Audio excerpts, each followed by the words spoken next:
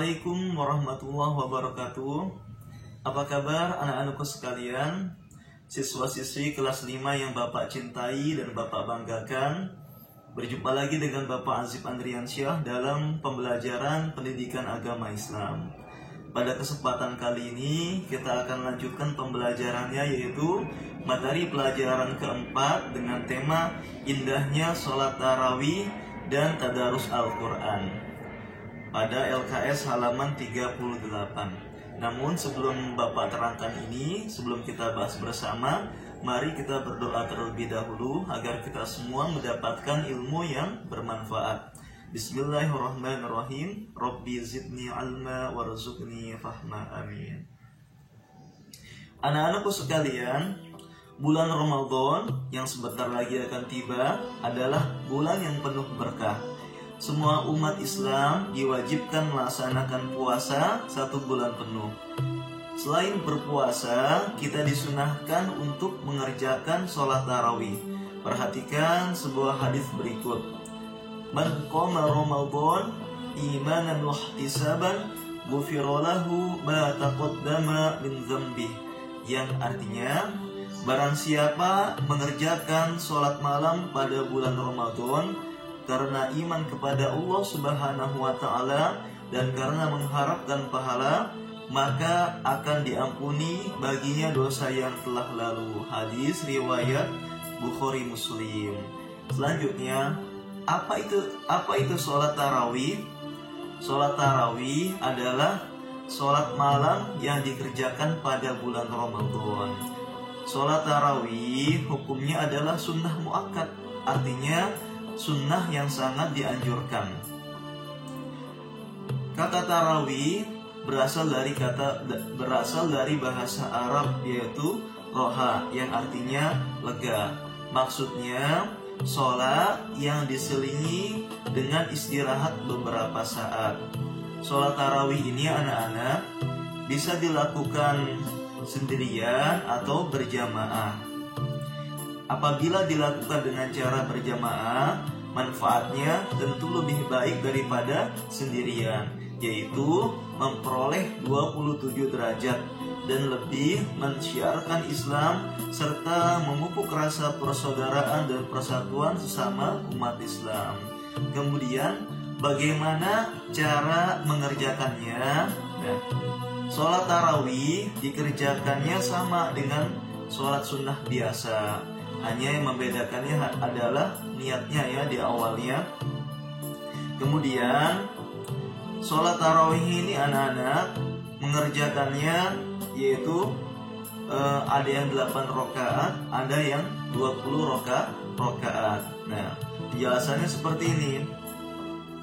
Rasulullah SAW mengerjakan sholat tarawih 8 rakaat. Selanjutnya dilanjutkan dengan sholat witir sebanyak 3 rakaat. Kemudian pada masa Khalifah Umar bin Khattab, sholat tarawih dikerjakan sebanyak 20 rakaat, lalu ditambah dengan 3 rakaat sholat witir. Nah, itu adalah penjelasan mengenai jumlah rakaat sholat tarawih. Kemudian syarat, rukun, bacaan, dan cara mengerjakan sholat tarawih sama seperti sholat biasa.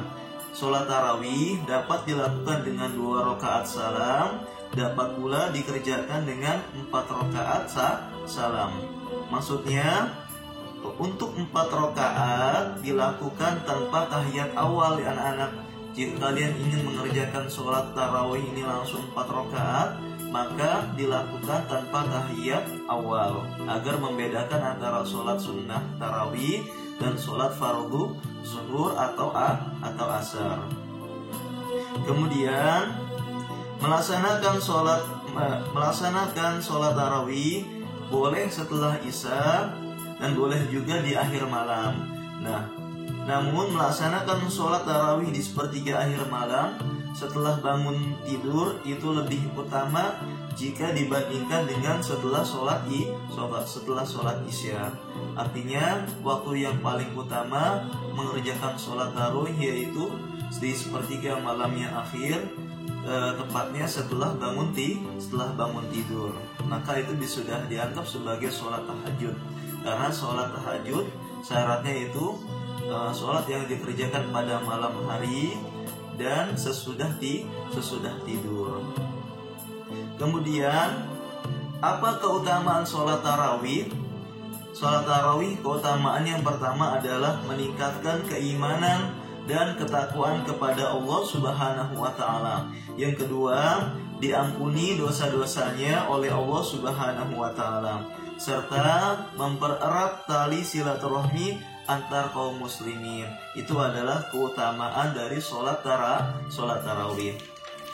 Selanjutnya kita bahas buku LKS halaman 40 anak-anak mengenai tadarus Al-Quran. Apa tadarus Al-Quran itu? Tadarus Al-Quran adalah membaca atau mempelajari Al-Quran dengan tartil. Membaca dengan tartil artinya membacanya dengan perlahan-lahan, tidak tergesa-gesa, serta memperhatikan makhraj dan tajwidnya.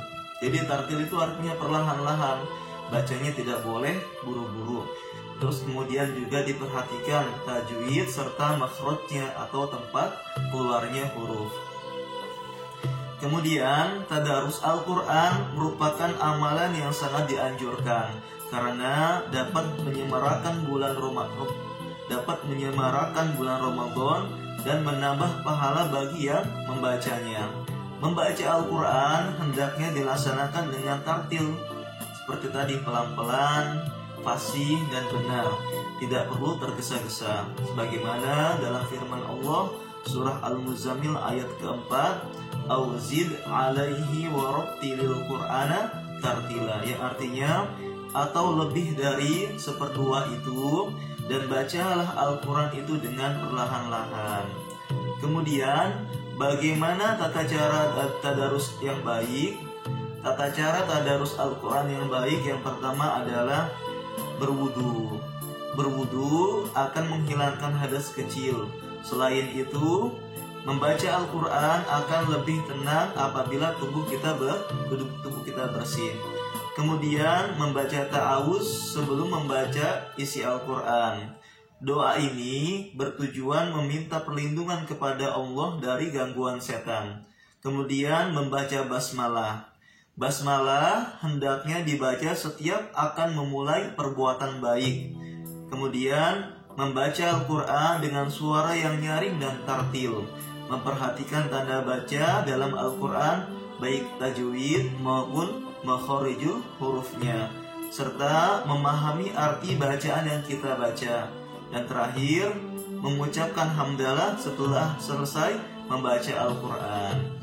Apa manfaat tadarus? Tentu manfaat membaca Al-Quran atau tadarus Al-Quran sangat banyak manfaatnya. Yang pertama, membaca Al-Quran akan selalu sesuai dengan kaidah membaca Al-Quran akan selalu sesuai dengan kaidah-kaidah tajwid karena ada yang menyimaknya. Kemudian manfaat selanjutnya dari tadarus Al-Quran yaitu memberi ketenangan terhadap pembacanya serta diliputi rahmat, dikerumuni malaikat dan disebut-sebut oleh Allah kepada malaikat di hadapannya, dan bacaan yang dibaca lebih berkesan. Selain itu, penyakit hati akan hilang dan mendapat petunjuk serta rahmat dari Allah Subhanahu wa Ta'ala. Itu adalah manfaat dari tadarus Al-Quran. Demikian anak-anak penjelasan dari Bapak. Mudah-mudahan apa yang Bapak sampaikan dapat bermanfaat bagi kita semua. Kurang lebihnya Bapak mohon maaf. Namun sebelum Bapak akhiri, sebagai evaluasi pembelajaran kali ini, Bapak ingin kalian mengerjakan tugas di LKS halaman 43 sampai dengan 44, latihan 1 dan latihan 2.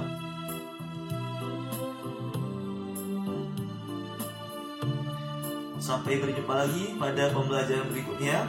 Wassalamualaikum warahmatullahi wabarakatuh. Sampai jumpa.